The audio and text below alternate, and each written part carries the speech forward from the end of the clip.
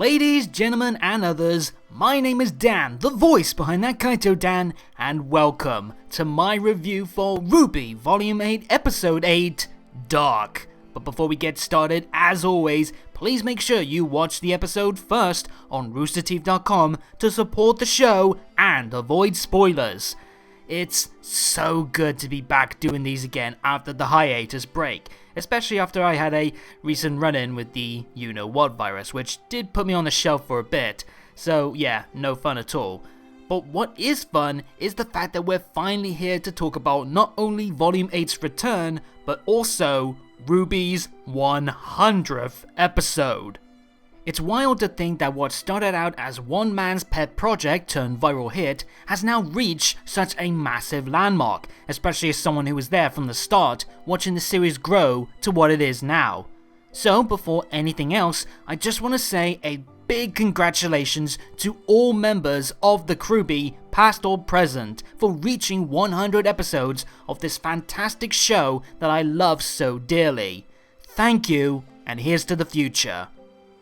With that said, let's check out the Fandom Corner to check up on some of your feelings back from the mid-season finale, starting with the Skyrider 27, who, with May's impassioned comments about the heroes needing to choose a side, sees the biggest flaw of the Northern Kingdom, two cities so divided that they won't even consider a united effort as a choice. Meanwhile, Ren's big semblance blowout got Robert Mahardy wondering if the emotion-sensing lad could be key to Emerald and Hazel's direction, as well as some fears about the whole bombing deal. And finally, Miss Freelancer Amber herself pretty much sums up many of our feelings with Winter's firm shutdown of Harriet. So, after the mid-season finale left us with a bumper of a chapter full of reasons to smile and freak out, we're back for the second half of what's already been one hell of a tense volume. Naturally, fan expectations were higher than ever given the occasion, meaning this chapter had quite the tough task to live up to the hype, let alone keep up the good form of what came before. So, was it successful in this endeavor, or did I feel the chapter had problems that spoiled the party? Let's find out! Well, it's the first episode back, and the 100th one at that, so how do you best open things up? Why, with a bang of course, as we see the jailbirds plus Watson's Jacques get rocked by an incoming explosion. Thankfully, Robin's okay, until she might not be, and Crow went feathery before he could get blasted. And okay, hands up, who thought it was Raven? Come on, be honest.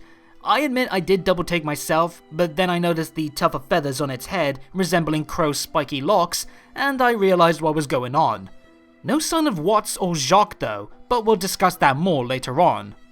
After that, we jump back to the Schnee manor to see Nora is starting to wake up, while her fellow ginger, Penny, gets brought in by the others after a crash landing left her busted and leaking, much to poor Whitley's dismay. Hey, at least it's not wine this time. Though you may have noticed that May's not around. That's cause she's heading back to the crater to help out folks there, as we see her fly through the chaos outside, complete with our first decent look at a Tempest Grim, which is responsible for the storm clouds and those red tentacles that we've seen in the background once or twice. I do like, by the way, that May reacts in a understanding tone when RWBY apologizes for the group not coming along with her, compared to last time where she was frustrated and confused at their hesitancy. Her more passive reaction this time out shows she isn't numb to the concerns of others, even if it's not her biggest worry, no doubt understanding that it's harder to make the girls come along now that there's two wounded friends to take care of. It keeps May from being mean in her efforts by seeing things from the girls' point of view, though it also seems like she's starting to doubt whether or not there's any hopes of some positives to be gained regardless of what any of them do. As if that glum feeling didn't already add to the somber tone, the power's gone off, and even RWBY, the ever-burning light of hope and optimism, is wavering under so much stress and problems, though can you blame her? Salem's forces are endlessly wrecking shop, she has no clue what's happened to Yang's group, two of her friends are banged up pretty badly, and lives are being lost with seemingly no end in sight. Good thing that there are calmer heads around, as Klein suggests that she focuses on things one at a time, like getting the power back on, so tending to Nora and Penny will be easier. And it's here that we also see Willow appear a few drinks down, further adding to Willie's gripes. At least she lets the group know about the generator that's outside. Why it's outside the manor and not somewhere in the main building is beyond me, but hey, who am I to argue with the wealthy? Also, I know some others have already joked about this too, but the awkward greeting between Willow and Klein is both funny and oddly charming in that I kinda wanna ship you two away. I mean, hey, Klein's definitely a step up from Jacques, and drinking issues aside, Willow's charms do rival that of the other older women stunners in this show, so, you know what, I dig it. But back to some more serious topics. A rather depressing talk about the generator being a benefit of company individuals that those in Mantle would definitely benefit more from does lead to something promising. Whitley suggesting that they take full advantage of owning the SDC to aid the people in the crater via the trains that's kept in the mines and the snowshoe shipping drones aiding the evacuation to safer ground. Attaboy Whitley! Someone's definitely making an effort to cast aside that shitly nickname. And this is proper grand for the character, watching him continue to show that he does have compassion for those beyond himself, and that without Jacques' toxic grasp, the lad could very well follow his siblings in taking a more beneficial path forward when involved in a healthier environment. What's really great about this moment too is he's helping without outside influence. He's not being forced to help, but rather it's through his own desire to help out that the group finds a way to kill two birds with one stone, and he even plays an active role in being the one to access his father's computer, showing even being more of a thinker than a fighter won't stop him from doing all he can to aid those in need. In fact, this mindset feels best represented by this visual of Whitley thinking how he can help out, while in the background there's a picture of the knight, whose armor is seemingly based on his grandfather, the altruistic Nicholas, subtly noting that Whitley is finally showing positive traits common amongst the Schnees, not someone molded to be Jacques 2.0. There's definitely some pleasing irony as well in watching the child that Jacques was the closest to molded into his perfect heir, now using everything he's been taught about the company, but for some unselfish means. And it's cool that this allows him and Weiss to also communicate positively together, showing just how similar they are deep down beyond some past difficulties, and what could be possible from the Schnee family when they're united together. Granted, there's still that cold reception to seeing his mother, suggesting that there are still some scars in need of healing, and we do still have to wonder about Winter, but hey, baby steps. And to think Jacques was so confident that Whitley would be rushing to his rescue. All in all, this is a really good tone setter for the episode. The feelings of hopelessness creeping in matched well with the group clinging on to whatever good can still be gained. And we also got some top-notch facial expression and mouth animation too, to really make the scene work well, even with most of the cast being in relatively static positions. Not a bad start at all. So, with a game plan all set, the group splits off, the Schnee siblings heading to Jacques' office, while Ruby and Blake go turn the power on. And can I also just give a shout out to the awesome atmosphere that's present with the red and black storm clouds? It's the perfect backdrop for what is becoming the darkest period for the arc. And against much of the Schnee household's pristine white buildings, it really does pop nicely. Anyway, as we wait for the power to boot up, Ruby's still feeling some doubt in her mind after many of their other plans have blown up in their face recently. Thankfully, Blake is there to lift her spirits in a moment that these two desperately needed. It's been no secret within the fandom that Ruby and Blake, while no doubt close as friends, teammates, and possible future sister-in-laws, have had very little deep conversations over the years to really showcase this, and especially compared to other Team RWBY pairs. They've talked here and there in smaller chats, but the last meaningful convo that they've had was pretty much their first one back in Volume 1, and fans have been craving for more for a long while now. Good thing then that this was not just a lengthy discussion, but it's also a really touching moment in general, as Blake talks about how RWBY has inspired her, even going so far as to say that she sees a lot of who she used to be as a kid fighting for equality in her young leader. The pair sharing an idealistic nature, eager to do something to help others, even if they don't know how to exactly. That bright spark within Blake fading away over the years as challenges like Adam and the never-ending divide between humans and faunus made it feel like such a mindset could not survive in a world as harsh as Remnant. A comment that does fittingly tie back to said Volume 1 chat, when Blake called RWBY's idealism ambitious, yet something out of a fairy tale. It's just so sweet and earnest a moment between these two, and even with the limited interactions in the past, I do believe every word of it.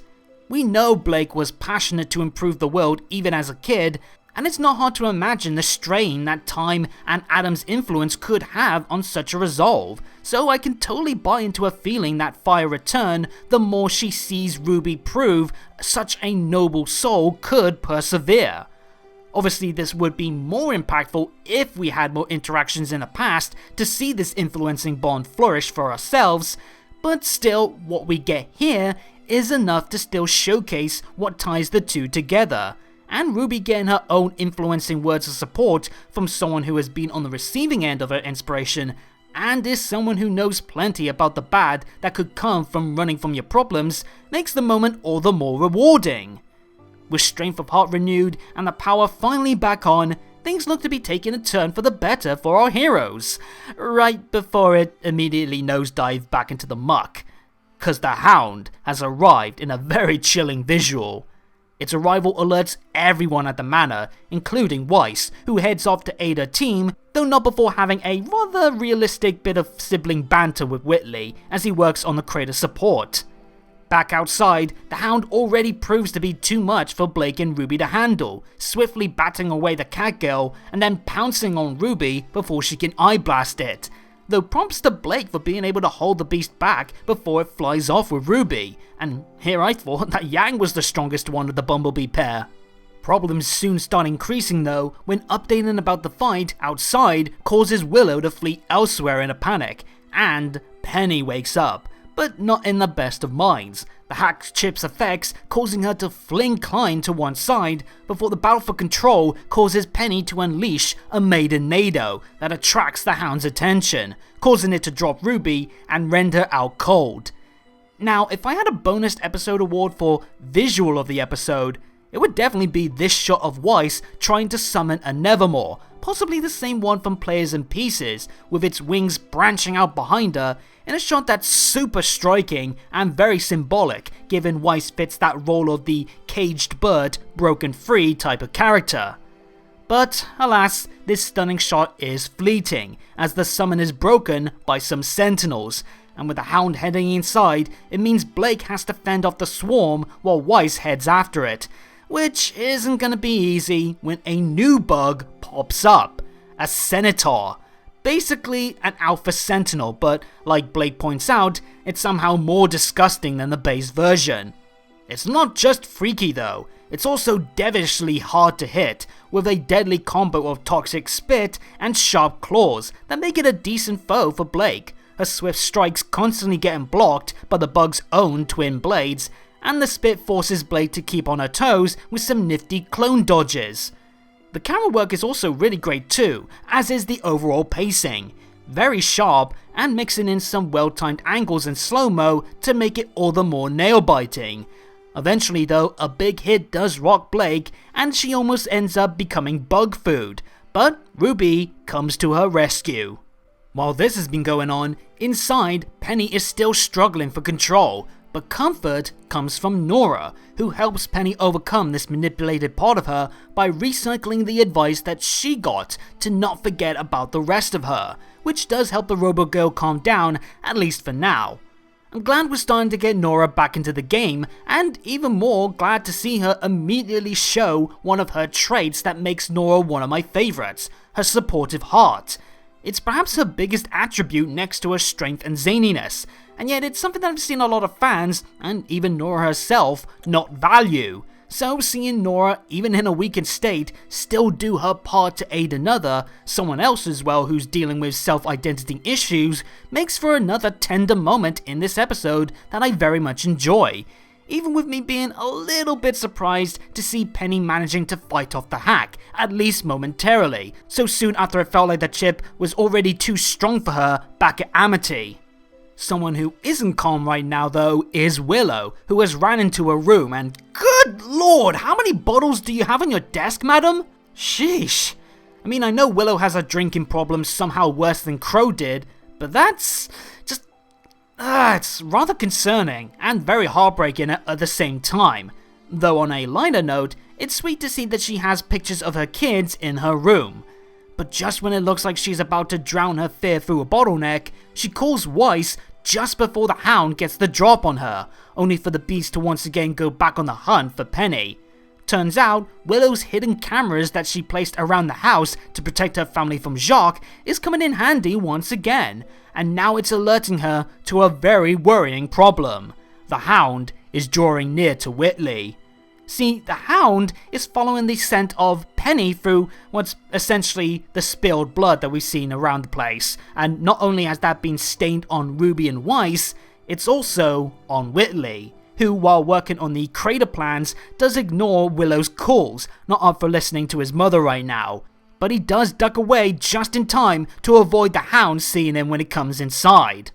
Even without the computer almost giving away his hiding position, the hound draws closer, until suddenly a Borbita summon pins it down, though it's not from Weiss, it's actually from Willow.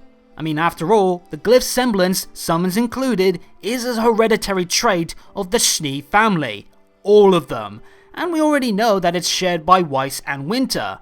But for some of you, this might actually be the first time you're thinking that the matriarch could pull this off.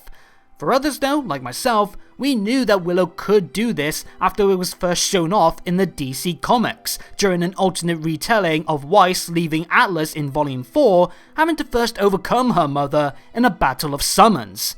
Either way, this is awesome, not just to see Willow use her semblance, but also to watch her overcome her fears and emotional weaknesses to finally be a mother to her son again, risking her life to make sure he's safe before the two start to flee together, though not before Whitley approves the train and drone plans, once again showing that he does have the will to do what is good, even if it does put him in harm's way.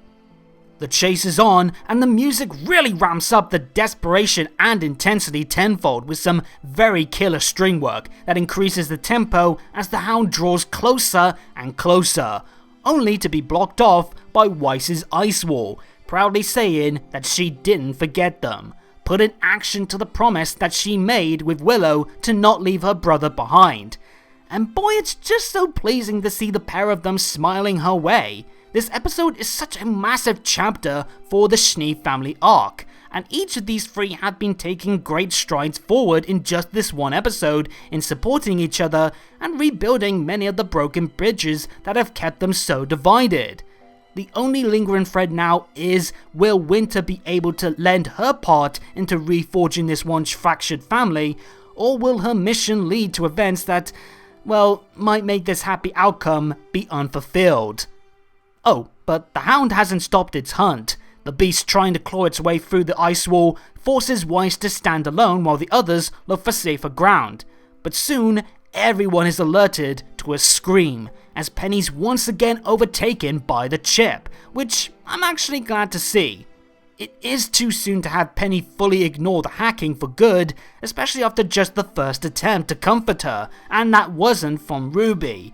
We have to see what happens when these two are dealing with each other while Penny is corrupted, and I can't see this being solved by just words anyway, so as sad as it is to see Penny suffering, it is best for the story that this issue carries on.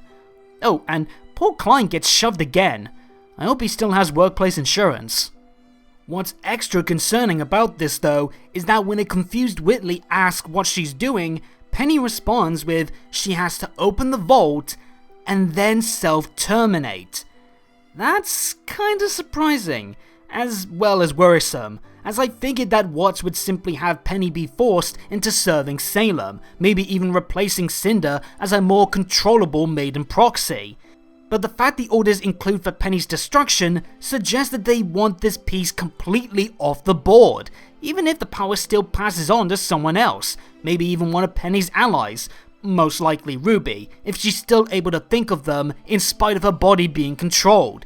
I mean, it could also be something that Ironwood ordered, so Salem can't use her as well, and to try and force the power into someone he can control, but it does feel more likely that this is a secret addition that Watts snuck in, once again proving that Ironwood didn't really think this partnership through all that well. But before anything like that happens, the Hound makes its return, and though Penny is able to hold it off for a second, the Hound's adaptive body gives it the edge, knocking her out cold for the beast to use as a hostage against the arriving RWBY girls. But RWBY's had all she can stand and she can't stand no more, as she lets loose a big time Silver Eyes blast that, with the monochrome flash and fierce look on her face, looks extra cool. And the bad dog gets blasted out the window, poor Penny getting another rough landing as a result.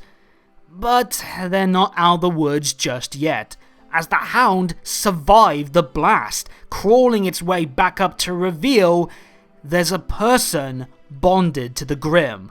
A faunus male, possibly a fox or a dog, and even more interestingly, it bears a lone silver eye amongst all the gruesome scars and grim ooze. We've speculated, pondered, and theorized about the possibility of the Hound being some sort of grimbiote fusion of man and Grimm ever since the beast arrived, and lo and behold, many of us were right. And much like the Raven fake out earlier, I did have a double take here, as I thought the guy kinda looked like Yuma, the White Fang assassin back from Menagerie, but then I remembered that he was a bad faunus and was voiced by Lanning Couture, not Jason Liebrecht. Though I know many were also thrown off in thinking that it was Adam, so I guess I'm not alone in feeling duped. Still though, hot damn, what a grisly visual, and what a blockbuster reveal, with a ton of implications that I'll get to in a bit. One immediate takeaway is the fact that this guy is still standing.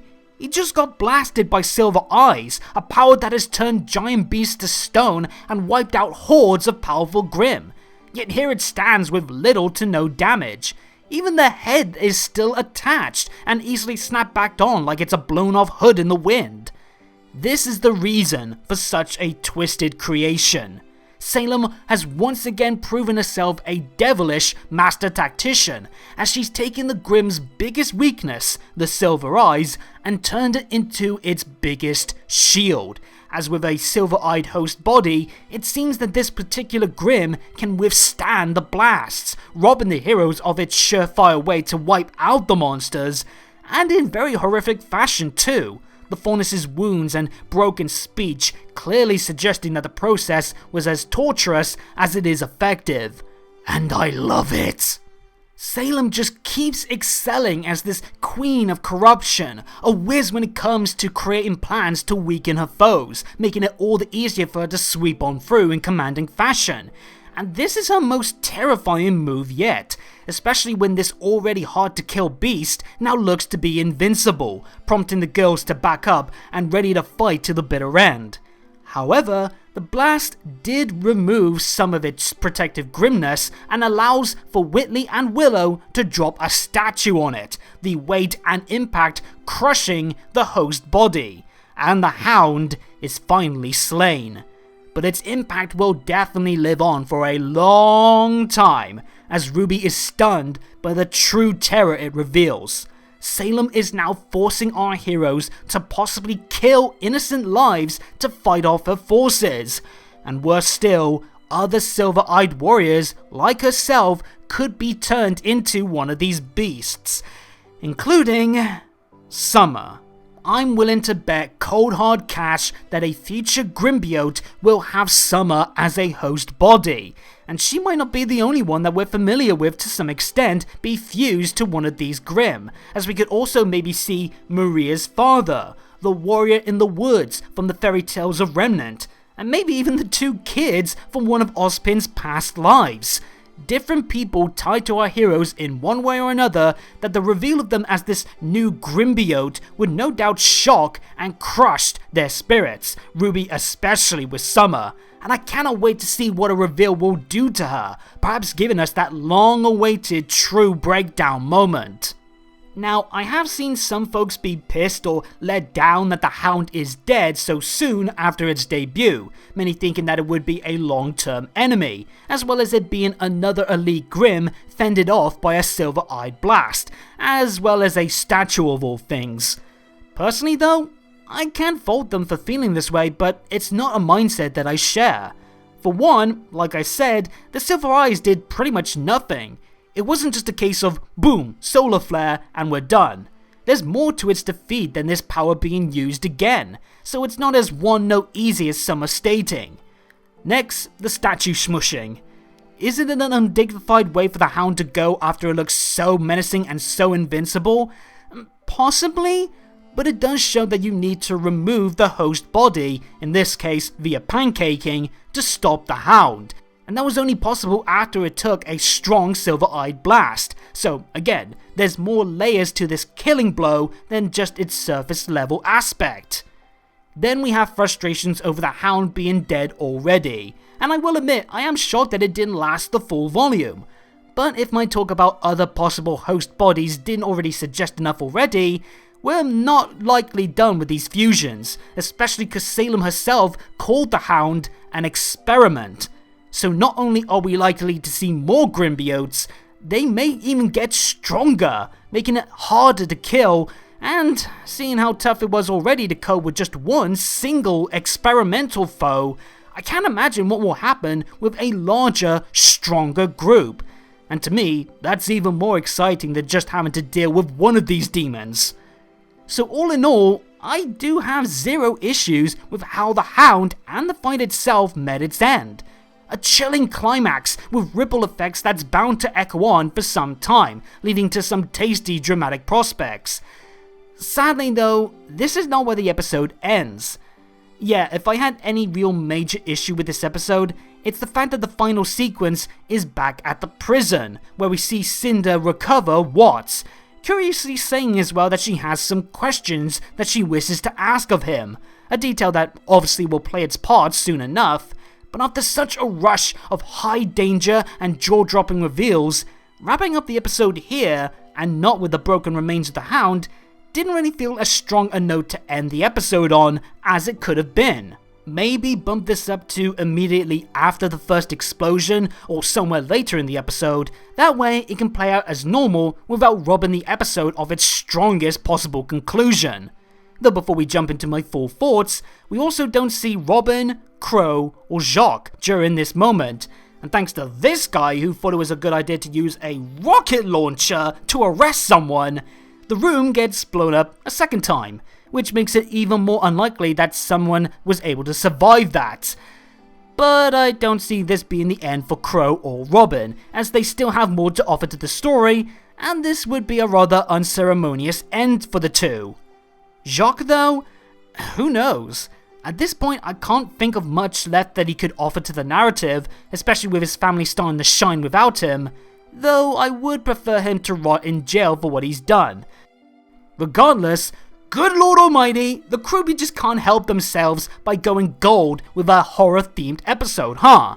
Next to pure comedy, this is pretty much their perfect genre at this point, with how well they're able to sculpt wonderfully gripping scenarios full of suspense and fear.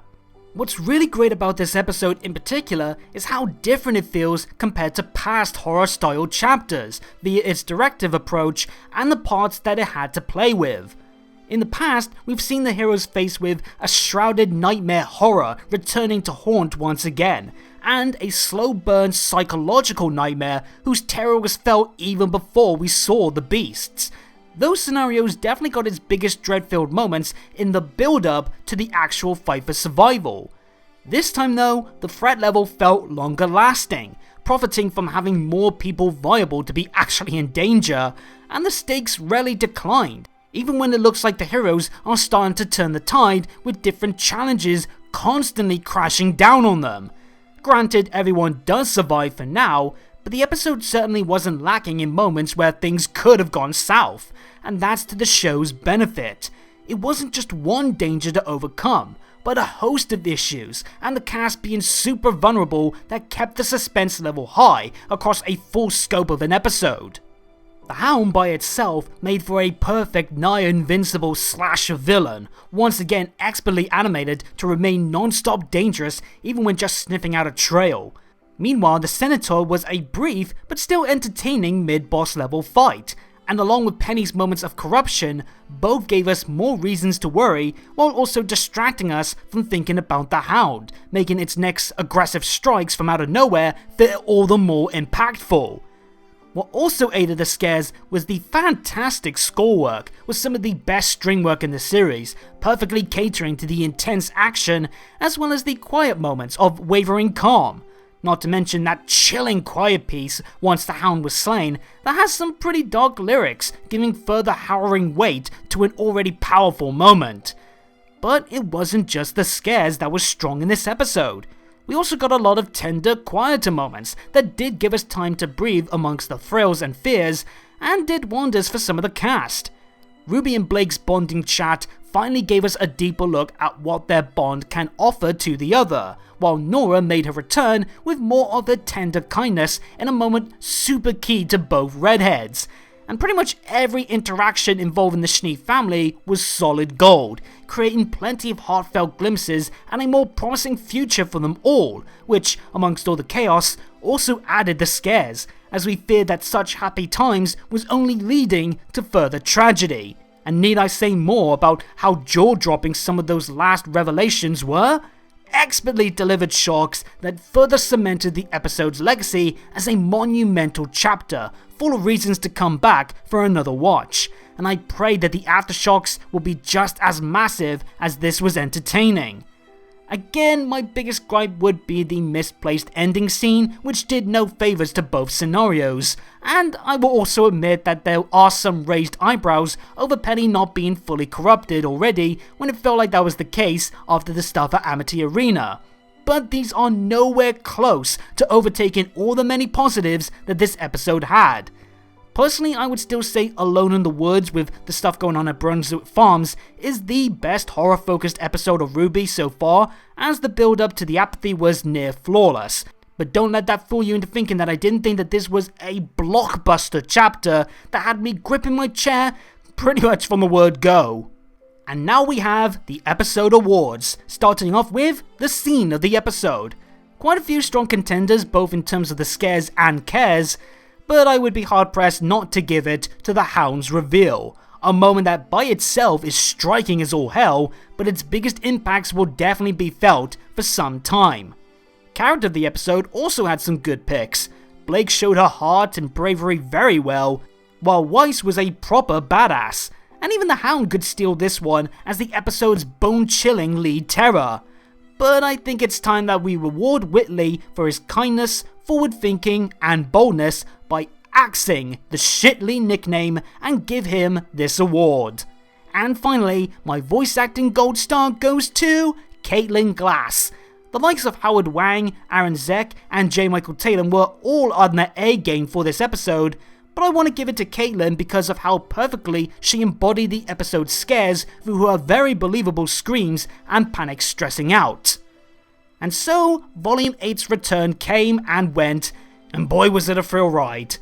Did it personally live up to the high expectations befitting the first episode in weeks and the 100th episode landmark? In my opinion, very much so. Even for an episode predominantly centered on just having us sweating profusely for quite a long time, it wasn't thin on many other tones and highlights that we would come to expect from this series. It was an action-packed freefall that had me glued throughout, but the dynamics amongst the cast and the topics of discussion that it created more than did its own weightlifting to carry this episode proudly on some strong shoulders. A stellar return and a chapter many of us will remember for a long time, and it looks like Volume 8's grand form did not waver even after this brief pause. So what is next? Well, I get the feeling that we're nowhere near done yet with the volume's best work, and that may include some more reasons to worry. But what about you guys? Was this episode able to live up to the hype that you had? How did it measure up to past horror-heavy entries? What's your thought regarding all that we learned about the Hound? And what do you expect to see in the rest of the volume? Let me know in the comments down below, and while you're at it, hit the subscribe and bell buttons and tick the notification box to make sure you get every new video from me as they drop. And follow me on Twitter at ThatKaitoDan for more on anything to do with future reactions and reviews, updates on the channel, and more. But until next time, have a good day or good night, and peace out.